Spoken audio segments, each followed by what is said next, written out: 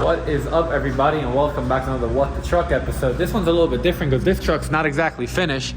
But Mark, what the truck? Hey Solomon, welcome to my humble little shop. Dude, this thing is awesome. What I love the most is you got heat in here. It feels nice. It does after the garage door's closed for a little while. Yeah, it's cold outside. It is. But what all do we have here, though? this is the 72 real F250 crew cab 4x4. I'm in the process of redoing some brake work that I screwed up. I put the wrong master cylinder on. We got the correct parts from Willwood. I've had to rely, because I'm a restorer, I'm not a mechanic, had to rely a lot on technical assistance from other people. But Bryson Smith at PRD Design hooked me up with his proprietary brackets for the Willwood calipers. And now they're on there. I have to change out to the master cylinder from Willwood, and that'll fix that problem. That's so you could slow down with that big old Godzilla. This big heavy beast. And there you're looking at the brand new crate Godzilla. It's a stock Godzilla. Well, to even back up, because we're already getting way ahead of it. Okay. You're taking this January 9th for sale at Mecum. Yes. And anybody that's watching this can own it. Yes. This is not a full-time job for you. You just do this for fun. It started out as a hobby, and it's kind of turned into a business, and it consumes me, but yes. So I love this. What's crazy to me is when you bought this truck, it was the most perfect patina truck. And you're like, it's getting painted. I'm restoring it. I'm restoring it perfectly. And man, you did literally the best job. Like, this is one heck of a truck. I mean, I've got some paint flaws to correct. We have to finish assembling the interior. Obviously, like you said, January 9th it runs through the auction. We have to have it there January 3rd, so I'm running out of time. I really need to get this thing done. That's why I've been working some late nights. But I feel pretty confident we will get it done and that everything will work the way it's supposed to, and it'll be detailed and it'll be delivered to the auction. So in a way, this is kind of an advertisement video. Yeah, pretty much. So we should show them all the cool stuff. Maybe we should even start from the bottom, and then, you know, because we took the tire off so they could really see the brakes. They could see actually how everything's restored under here. It needs to be detailed, but as you can see, this is a frame-off restoration. Yeah, this is dirty, so dirty. Yeah, it is. You can eat your dinner off of this. Yeah, well, it's all dusty, but I'll take care of that. But this, it was taken down to a bare frame with no suspension on it, and that was sandblasted and then sanded, then prepped and painted. That frame is like glass smooth. And there are so many parts on this truck from Auto Crafters, but these inner fenders being among them. And as you can see, I don't want you to get too dirty down there I'm good on the floor, but if you look up underneath, everything's been addressed. That front axle was actually a 76 axle for the disc brakes. Okay. And what they call the big hubs is what this truck has on it. Then going back to the transfer case, that's an NP205, not a D24. So that came from Moonshine Mafia. And you got all the billet pieces on it. All those billet caps and stuff. It's a real nice piece. I love the stainless hardware. I mean, the bottom of your floor is even painted. Yes. Man, it's not rhino lined or nothing. No, I don't like doing that. I mean, some people do and it's fine, but it's just not me. The factory left these actually primered. Whatever paint got underneath there is what they left, and I just prefer to paint the whole thing. So yeah, the entire truck is painted. So you rotisserie these? Yes. Oh wow. This is basically well, my frames I paint on the lift, but yeah, I'm underneath it, so you pretty much call it a rotisserie. Everything here is new. All the springs are new, bushings are new, shocks are new, steering parts. I mean, literally everything that could be replaced has been replaced. Of course, all the hardware, as you can see, is brand new. All the body mounts. I mean, so yep, all the body mounts. But I'm big on Auto Crafters. I use a ton of their parts, and all the body bushings and all of the trim on the truck. And I mean, even things down to the door sill plates and the carpeting and the steering wheel, that's all from Auto Crafters, which you can see I have their banner up there. But, Ron's awesome. Yeah, Ron is one of the nicest guys I've ever met in my life, and he's so patient. Actually knows what he's talking about. Well, he does. Some of these part numbers he knows in his head. But I'll make a mistake and forget to order something and call him up with no notice, and he'll just say, okay, Mark, it's on its way. I mean, you know, and I'm sure he gets off the phone and laughs at me, but he always takes care of me. You can't get customer service like you get out of Auto Crafters. So they helped me out tremendously. And I need to mention Chris Smith, Smith Motorsports in Cleveland, Tennessee. Chris did the entire install of the driveline from the gas tank to the radiator. So out back, what kind of gas tank are you running? It's from Tanks Inc. I don't know. I hear a lot of people say it's a Mustang type tank. I really don't know. But you Chris got put the that in. fat fender And bolted piece. the fat fender That filler scares you piece. when you got to cut some nice metal. But I wasn't happy about it, but I cut it and thankfully cut it in the right place. looks great. I wasn't sure that I was going to like these, and man, this looks awesome. And Yeah, I added the wood grain tape to it just because the tailgate, I don't know if you could actually see that. can we pop the can door? open the door. Yeah.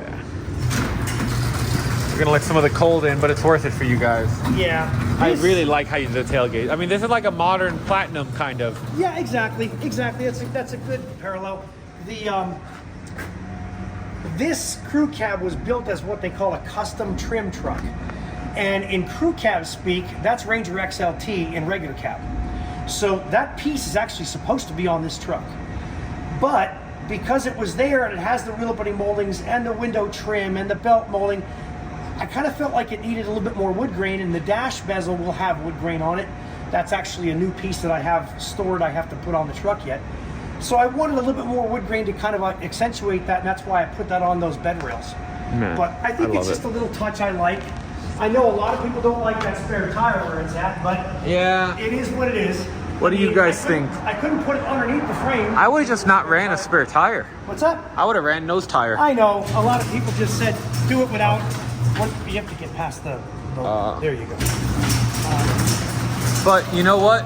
At the end of the day, they can just take the tire out. Yes, and then take it out. you got the mount there. Who cares? Exactly. If they don't like the mount, there's just a couple holes that could easily be closed up. Yeah. But I personally like the tire being there. I feel it should have a spare tire. And it looks like I spent the money to order 5 of those things instead of 4. I just wanted to. I just find it funny because it's like most people that are gonna. I mean, this is gonna sell for like 300 grand probably. Well, in that range, I would hope. Yeah, like they're not gonna drive this it. truck No. that much. Like I bet you that like you're gonna put as many miles on it as most people, and you're probably not going to put many. I think I'm going to put some shakedown miles on it once it's ready to drive, you know, maybe 40 or 50 miles just to make sure I'm happy with it, but I don't think I'm going to put any appreciable miles on this. I kind of have this vision of a rancher buying this and then using it to drive around his ranch. I don't really think it's going to see many road miles. Maybe that'd be cool. Like a winemaker will have this at his vineyard and use it as an advertising tool. See, with the color combo, it kind of has like the Shelby racing of the early 70s. Oh, yeah. So like I could see like a guy that's like a Shelby Mustang collector, you know, getting this to tow some of his Shelbys, you know. Imagine pulling 2 Shelby GT500s with this into Carlisle Ford Nationals. Well, I can only afford what that, I should say, I can only imagine what that would cost to do. I'll show you the interior. It's obviously not done. I still have door panels to do. I'm working on the door panels. But I mean, you insulate the inside of it, keep the sound deadening down. Yeah. What is this for? This is basically a vapor barrier. It keeps the wind from coming in through the door handle when you're driving the truck, so you don't feel that cold air. You know, it helps keep the air conditioning or the heat inside the truck. This truck does have vintage air. It's funny. This is your first Restomod. Yes, it is my first. Normally I do completely stock restorations, so this is such a departure for me. That's why I had to get people like Chris Smith and Bryson Smith, no relation, but I had to get those people to help me with Smiths. Something about that name, huh? Yeah, the Smiths really know what they're doing with these Bumpside trucks, and thank God for them. I mean, they're both really smart guys. But Chris Smith is, I call him the mad scientist. I don't think the guy ever sleeps. I don't know how he gets done what he gets done in the period of time he does it. And look how nice it is. I mean, look at this. So it's an I Did It tilt column. It has retro audio, and it has 4 speakers and an amp all hidden under the seat. And that sounds really good. And of course, these seats I had made like to my specifications. This was what I wanted, and my door panels match it. I love that you do that too. Yeah, I mean, the trucks, they were lackluster, the original interiors. They were, but I wanted the plaid because it harkens back to 1972, like your dad's leisure suit. You know, like I really didn't want it to look ultra modern. Yeah, I like plaid. I mean, I'm literally wearing some plaid. Well, yeah, exactly. I wear a lot of plaid, but you know, I really like that. You were saying that vintage look. that you put the I mean, you can't really see them, really but can't so you see got under there. subs. You got 4 of them in here. But they're subs, mid-ranges, and tweeters all wrapped up into one speaker, and there are 4 of them. Shifter's and then there's beautiful. a 4-channel 1,000-watt amp underneath the back seat as well. Plus, it's a Bluetooth system, so you can That's so operate nice. your phone off of the audio. Those while you're vintage air driving along. knobs look so good. Yes. And then all the wiring looks beautiful. The coated digital gauges. Yeah, which that's obviously, and that bezel is just a temporary bezel we use to put the truck together. I have the new wood grain one from Auto Crafters, but yes, in fact, here, I'll light that up for you. Oh, that's so cool. That looks really neat. That is so cool. But again, being a custom trim truck, it So is, originally how did came you with all this extra trim on it. how did you get that? The wheel just goes right on. They have a Ford hub. Yeah, I did it exactly what I was doing. Huh. Now, most people don't immediately recognize this. That's not a 71, 72 steering wheel. That's a 67 to 69 steering wheel. And the reason, I'm sorry, 69 to 70, excuse me. But it's a lot prettier steering wheel, and it has that 3-prong chrome ring. So I told them it's a 72, but I want a tilt column. I'm using Stearman cycle electrical power steering. I told them everything I was doing and what steering wheel I was using, and they shipped me a column that was for this truck, and it bolted right in. It was a really, really fantastic. nice. I mean, they're not terribly cheap, but they build what you ask for. You get what you pay for. So I'm real happy with that. Seals look nice. I like that you put this there, like a little chip guard. You know, being a Highboy, I figured that was all going to get scraped up. Yeah. People getting in and out, you know, their heels hitting it and so on and so forth. I was not going to put running boards or any kind of steps or, you know, interior aids, or I should say entry aids. And then my buddy Solomon talked me into electric running boards because the truck is a little too tall to get into, especially for like a woman or something like that. She's not being real happy if she's got to jump up in this thing. Yeah. So, and looking at the running boards on your truck, they're so hidden, there's only what, maybe 3/4 of an inch sticking down below Barely. the rubber? Barely. So I decided to go with that. And I make it will have the and electric running boards. the brackets that I have for them bolt right on. So Yeah, and so and you've got the brackets coming to me. So yes, as you can see, the back seats in there so too. good.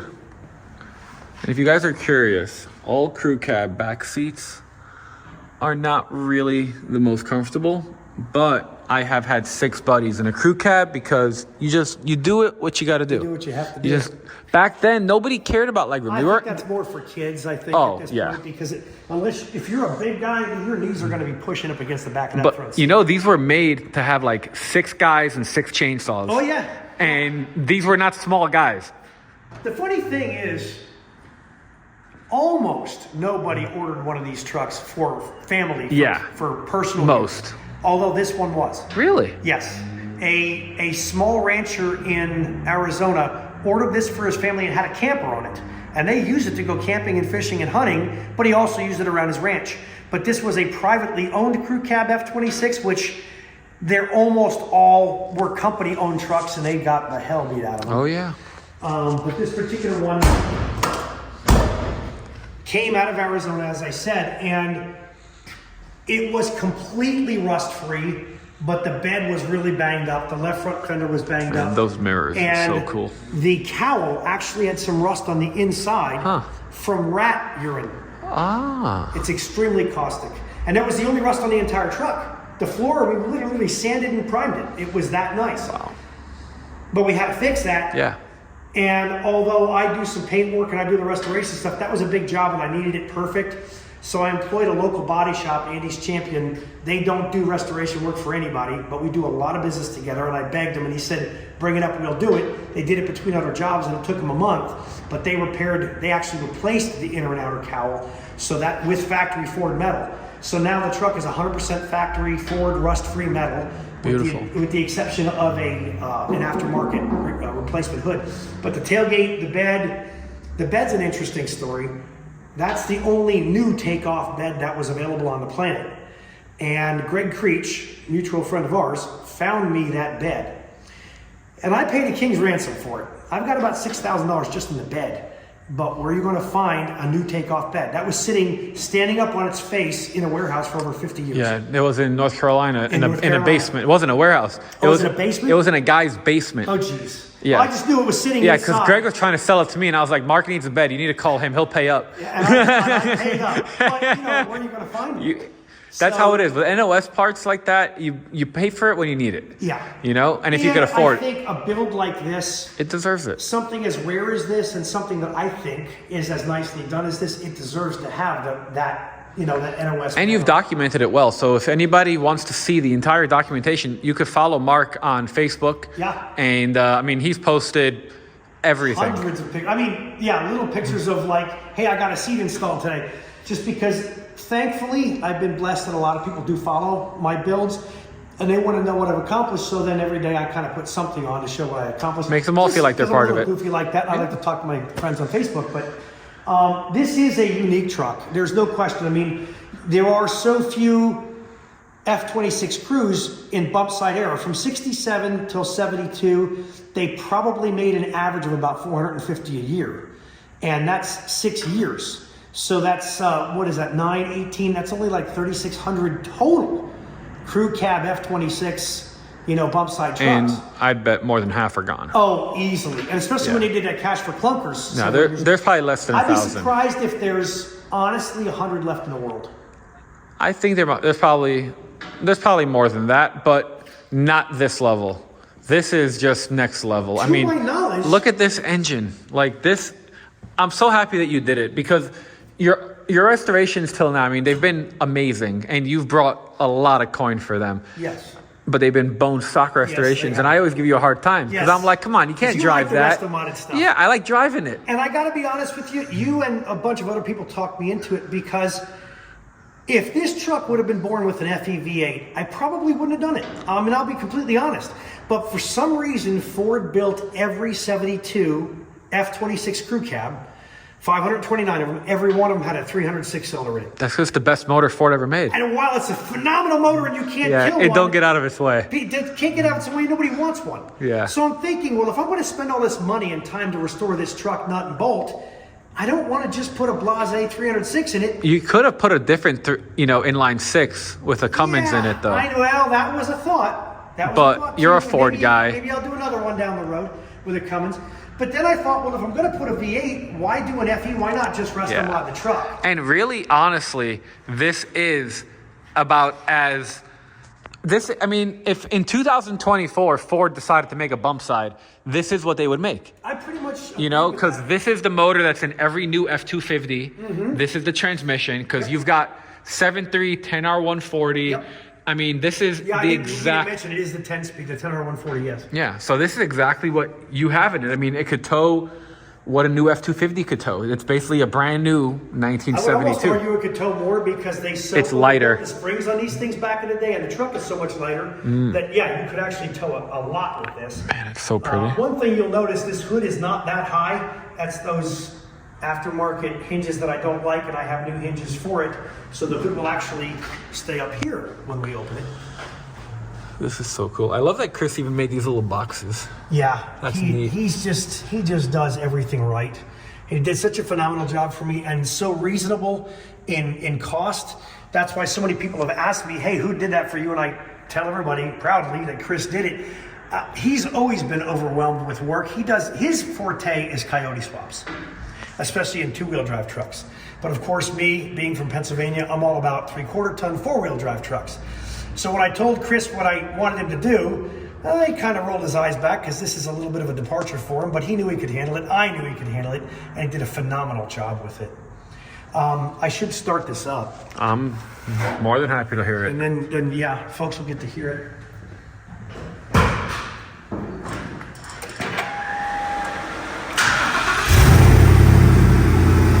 We should probably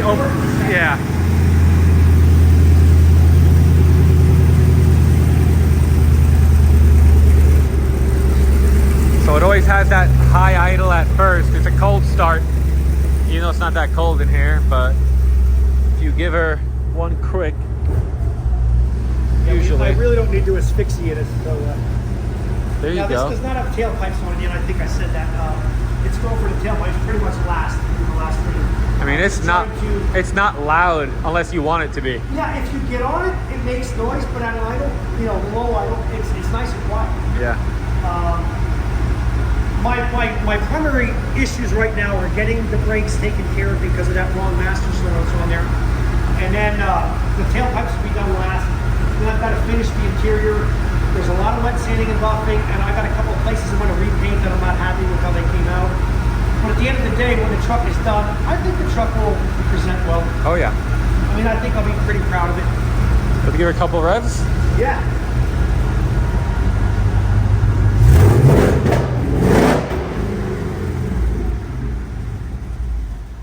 Man, this thing is so cool.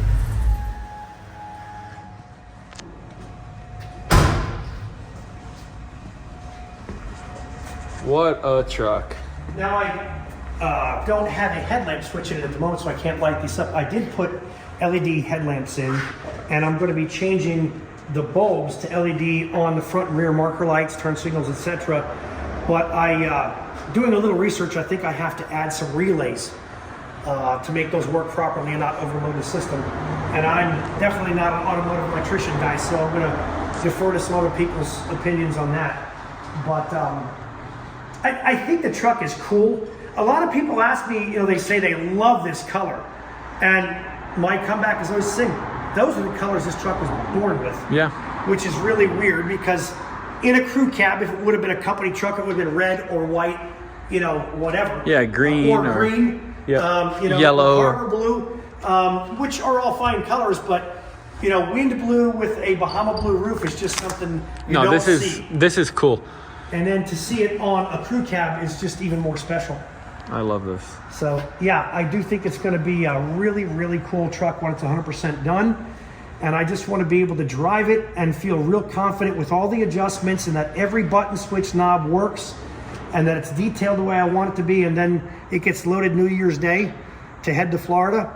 It'll be on the ground on January 3rd at Mecum in Kissimmee, Florida. And January 9th in the evening, it runs across the auction block. So if anybody was interested in buying it, register to bid. You can bid online, you can bid on the phone, and you can bid in person. And if you want to come to the auction and see me and ask me questions and see the truck, I'd be more than happy to answer them because I'll talk your ear off about trucks. Oh yeah, well, we're going to continue talking. He's going to talk my ear off about this truck for a little while longer.